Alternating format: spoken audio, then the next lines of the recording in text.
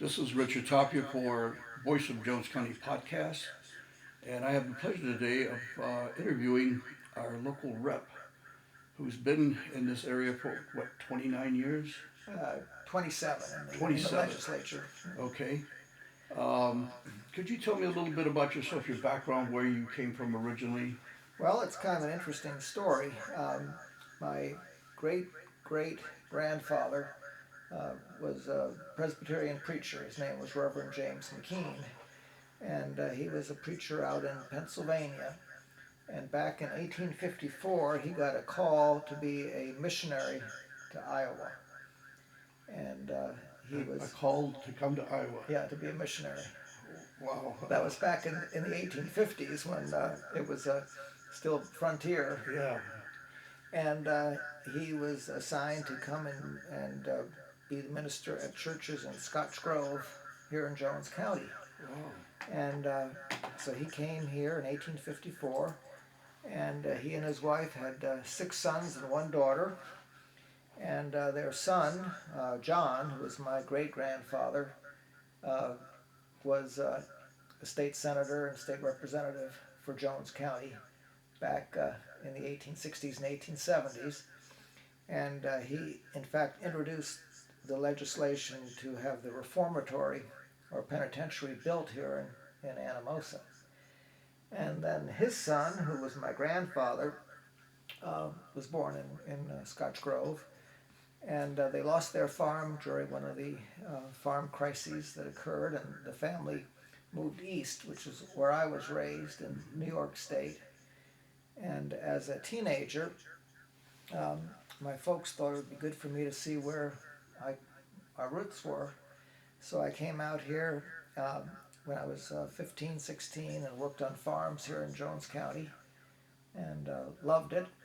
And then I decided to come out here for law school and stay. So that's, I guess, kind of a long version of a bit about my background. Very interesting.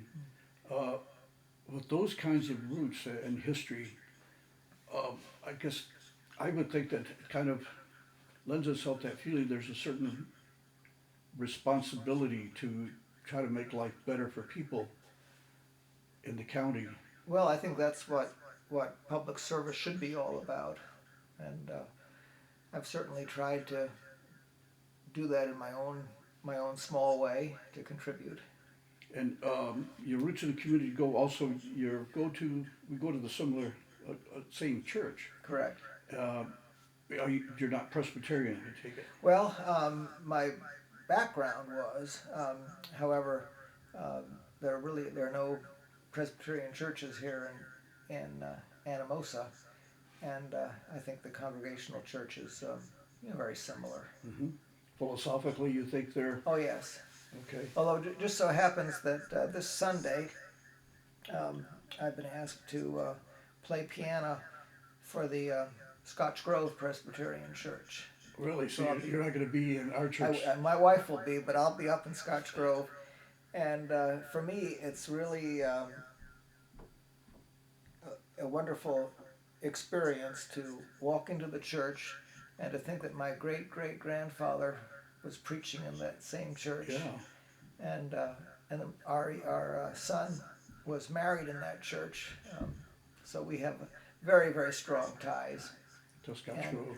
and in the cemetery next to the church, there are 5 generations of my family, and I can Wow. take our kids to that church cemetery, and I can show them the graves of their great great great grandfather, their great great grandfather, their great grandfather, and their grandfather. When you do that, what does it do for them? Not much. Not much. It doesn't mean much to them. Not yet, but those things take time, and I'm hoping that they'll develop more and more interest in the family and the family traditions. Yeah. And you've also practiced law. For 35 years, I practiced law here in Jones County, and in fact had an office right down the street from where we're sitting. I remember you the first time when I used to live in Stone City, and John Tinker said, "Come down to the general store. We're going to have a square dance." Well, I didn't come from a background of square dancing, but I thought it was interesting, and the whole thing was just a whole new novel thing for me to experience. Uh, did you do many of them back then, or you still do? I still do them. In fact, I have a little band. We call ourselves the Scotch Grove Pioneers. Yeah. And we have a fiddle player and a mandolin player and a bass player, and I play the guitar. And we go out and call square dances from time to time. Now, do you have any recordings? Uh, no, I really don't, come to think of it. Well, if you ever do, we'd like to post them on our podcast thing. Okay. Well, I do have some tapes, I guess. I could find something for you. That would be great. That would be great. I'd like to talk about the Great Switch. You can't get away from that. Well, it was pretty big news for a short time, and Actually, it still is. well, well, quite frankly, Connie's my wife. Connie and I were surprised. We didn't expect it to be such a big deal, but it was. But people move on very quickly, and there are other big deals that occur pretty rapidly. Well, reading the CNN report, at the end of that, someone in the Republican Party in Iowa was almost like doing a threat that was going to be a big backlash. So you're doing this. Have you felt any of that?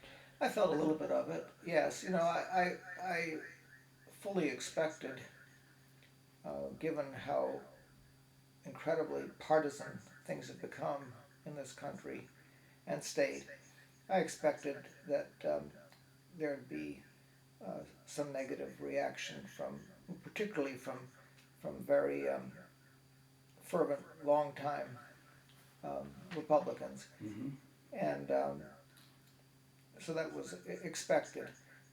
But however, I think many of my good Republican friends know me well enough to know that I'm a person who does things out of conviction, and I think they've respected my decision. They may not have agreed with it, but they've been, for the most part, very kind and considerate. When I moved here in '75 to Iowa and to Stone City in particular, I seem to have discovered Republicans that were very common sense and were not the type that I had known back in Texas. They seem to have more in-depth conversations about politics, local and national, but that doesn't seem to be happening now. Everything has seemed to become more tribal. Well, I think there's some truth to that in both parties. I think the more extreme elements have tended to gain prominence because the most active people in both parties tend to be either in the Republican Party from the very right wing of the party, and in the Democratic Party often the more left wing of the party. And I think the unfortunate aspect of that is that it's polarized discussions, and it's very, very difficult to really talk about issues in a way where you can reach some kind of consensus, because it's my belief that the vast majority of Iowans, and I'd say the vast majority of Republicans and Democrats too, are more moderate people who want to find ways to work together and come up with solutions to the problems we face. But to have those kind of discussions becomes extremely difficult when you have folks on each side who are unwilling to look to compromise. Well, I think that many in both parties, maybe not so much in Iowa, but in other parts that I've noticed, nobody wants to give in. They said, we've had enough. And both from so-called left and so-called right. What have we had enough of? Well, I think what we are seeing is that we have folks who hold a very strong minority position and who are well organized and are able to assert their will over the majority. And I think that's an unfortunate situation, because I think it has lessened people's respect for the political process, and it has turned a lot of people off. They just figure all they hear is people squabbling and not really coming together to find solutions. Well, in the age of the type of media that we have, that anyone can attack you, Twitter, Facebook, and other types of accounts, how can we get back to civility? I wish I could tell you. All I can tell you is that I have done my level best in my 27 years in the legislature to try to be a voice for civility and to try to work with both parties to come up with consensus positions that we can move forward with. And I think, it's easy to always look at the dark side, but there have been some accomplishments in recent years in the legislature too. It's not all bleak. I think finally we've made some strides in the area of mental health. Iowa had a very unfortunate image in that respect. One of the lowest funded states in the country to deal with mental health problems. And I think we've come together, both parties have come together to recognize that this is a very serious concern. And in the past 2 years, we have passed legislation that at least is a starting point in this area. Also, another area that I think has brought people together has been the importance of revitalizing our rural communities and our small communities, and we've made some strides in that.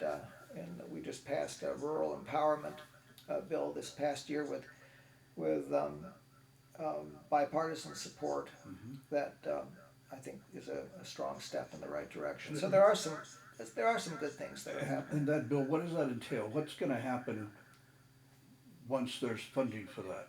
Well, I think there are a number of different areas that it's pointing to. One area is a better broadband coverage in rural areas, because that's become so important. Yeah. And then another area, too, is there's a real need for workforce housing in rural areas. And the legislation that was passed includes increased funding in that regard. One area, though, where I feel we've missed out, and I'd like to see some progress in, is if we're going to keep and attract young people in rural Iowa, we have to be a little bit more concerned about quality of life issues, better recreational opportunities, better cultural opportunities, greater protection of our environment and natural resources. And 9 years ago, the people of Iowa made it clear in a statewide vote that I think it was 63% were in favor of a very modest sales tax increase to provide funding for recreational opportunities, for natural resource protection, trails, other quality of life issues that would attract and keep young people in our state. And has there been some kind of a survey done throughout the state or in different counties asking young people what they'd like to see more of? Yes, there have been, and that's has certainly been a very consistent result. However, even though the people of Iowa expressed support for this, the legislature has been unwilling to move forward on this very important issue, and it's been 9 years now, and And why is that?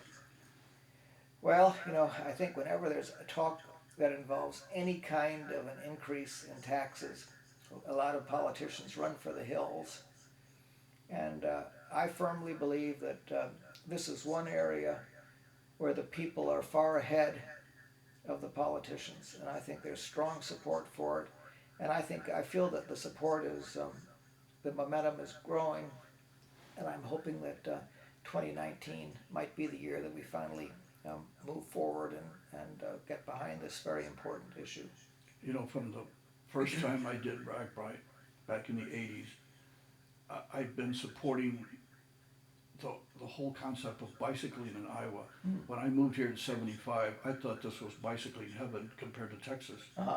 And I like the fact that it's grown, but it hasn't grown beyond that 1 week. That there aren't more trails, that there aren't more activities that are in rural communities so people can bike everywhere. Well, I think we are seeing more of it in Iowa, here and there, and I'm very, very proud that right here in Anamosa, we started work on a 5K trail that's going to go. In fact, it goes right along, right through our pasture, down Shaw Road, and then it's going to cross over the Hale Bridge and go through the park and then come around town and meet up. And even though the trail is only partially built, at this point it's already getting considerable use. I heard of another trail going from here to my town, Monticello. Is that a possibility? And I don't know. I'm not sure just what's going on there, but I certainly would love to see that happen. I think it would be great to have a trail. Somebody said was going to run right alongside 151, and that was the other reason I moved back here, was to enjoy bicycling. And I hope that there are more trails, because I'd love to see one that runs along the Mississippi up to McGregor. That would be a heck of a trail. It would be a beautiful, beautiful one. Yeah, maybe miss a couple of those really long hills. If we can pass this I will legislation, we'd have good funding to help make those kind of events possible. Now, what can people do locally? Because that's one of the things I learned when I was working in Chicago. All politics are local. What can we do locally to get people, to incentivize them to get out and vote, to get involved in the political process, to have discussions, regardless of what political party you belong to or feel that you're close to? How do we get civics classes for the masses? Well, for democracy to really work as it was intended, you need to have people who are involved at the local level, Yes. who are willing to go to city council meetings, who are willing to go to board of supervisor meetings, who are willing to follow what's going on in the legislature, and let the elected officials know how they feel. Because quite frankly, our job is to be responsive to the people we represent. But if we're only hearing from the special interest groups and the powerful folks, and not from the people who have elected us, things can get skewed. So I just can't agree with you more that we need to get people more involved. And how to do that is the $48,000 question. I think that this 2020 coming up is a wonderful opportunity for people to get involved more in the political process. And whether you're for Trump or whether you're for one of the Democratic candidates, I urge people to really get involved and start working for people whose policies that they believe in. Well, the neighbors and friends that I've spoken to said they don't want to become part of a dogfight. Everyone is afraid that it's just going to turn to chaos, having group discussions. Is there any kind of initiative that the state is doing to maybe have someone come in to facilitate a group discussion? Well, I wish I could could point to that, because I think that would be very helpful. I think one of the real problems we're facing is the impact that social media is having on the whole process. It's both kicking up the skill and also, in many regards, it's ruining it. Yes, and there's people that feel free on social media to say all kinds of outrageous things that they wouldn't say back in the old days. I remember when I was first in the legislature, I received many letters from constituents, and these letters were, as a rule, they were very well thought out and expressed concerns in a very reasonable manner. And now I hardly get any letters anymore. I get emails, and the emails are often very poorly written, all kinds of grammatical spelling errors, and often they're very incendiary in their, that the people are expressing a point of view in the very strongest terms without too much care and thought in how they're presenting it. So it's a very different kind of communication that we're receiving now compared to what we used to receive. Well, with that said, I guess you're sort of saying we have to self-organize and do this on our own. Well, again, I think people just have, I think the level of concern about the direction of our country is increasing significantly. And I'm sensing that more and more people wish to get involved. And I think the place to get involved is at the local level. In Jones County, for example, we have a Republican Central Committee that's very active. And we have a Democratic Central Committee, too, that I think is becoming increasingly active, because I think there are more and more people who are very concerned about the direction the country is heading and want to get involved, and that's the place to start. Maybe we could start with having both of those committees meet in public with other groups, with the public, to hear what they have to say about how they would encourage everyone to have discussions on within your home with other people. Would that help? I think that's an idea that has some merit. In both central committees are open to the public, and people are very welcome to come.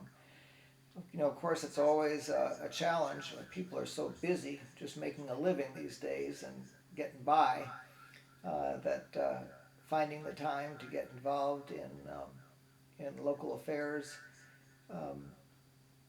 it takes some doing. And I think we also have to get by that there's a certain reluctance to get involved, because a lot of people think it's not going to make any difference. Yeah. But I can tell you this, when an elected official receives some concerned phone calls or letters from people about an issue, it does make a difference.